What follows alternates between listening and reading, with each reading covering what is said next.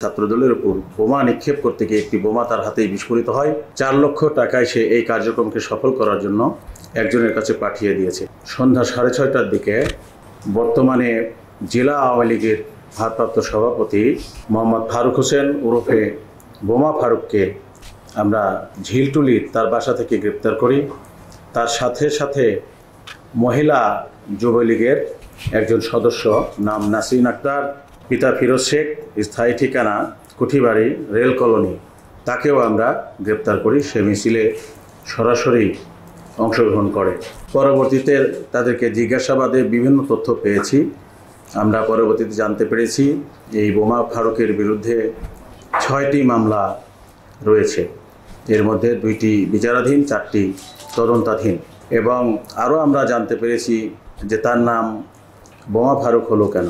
1981 সালে যখন সে ইয়াসিন কলেজের ছাত্রলীগের ভিপি ছিলেন, তখন ছাত্রদল এবং ছাত্রলীগের মধ্যে মারামারিকে কেন্দ্র করে ছাত্রদলের উপর বোমা নিক্ষেপ করতে গিয়ে একটি বোমা তার হাতেই বিস্ফোরিত হয় এবং তাতে সে আহত হয়ে তার একটি আঙ্গুল বিচ্ছিন্ন হয়ে যায়। আমরা দেখেছি তার হাতে, বাম হাতে একটি আঙ্গুল নেই।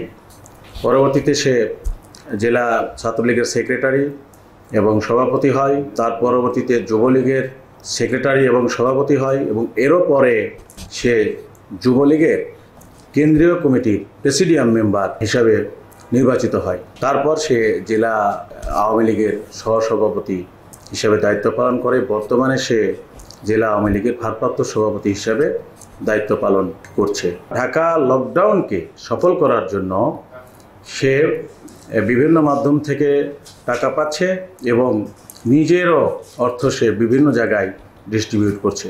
আমরা তাকে জিজ্ঞাসা করে জানতে পেরেছি যে ফরিদপুর 4 আসনের সাবেক সংসদ সদস্য মুজিবুর রহমান চৌধুরী নিক্সন তার কাছে থেকে গত পরশু 5 লক্ষ টাকা পেয়েছে এবং এর মধ্যে 4 লক্ষ টাকায় সে এই কার্যক্রমকে সফল করার জন্য একজনের কাছে পাঠিয়ে দিয়েছে। আমরা তার নাম ঠিকানা পেয়েছি। আমাদের তদন্তের সাথে এটা আমরা প্রকাশ করছি না, কারণ এখানে প্রকাশ হলে তো তাকে আমরা হয়তো সহজে ধরতে পারবো না। এবং আরও জানতে পেরেছি যে আওয়ামী লীগের একদম শীর্ষ পর্যায়ের নেতৃবৃন্দের সাথে তার হরহামেশাই যোগাযোগ হচ্ছে বলে আমাদের কাছে সে স্বীকার করেছে।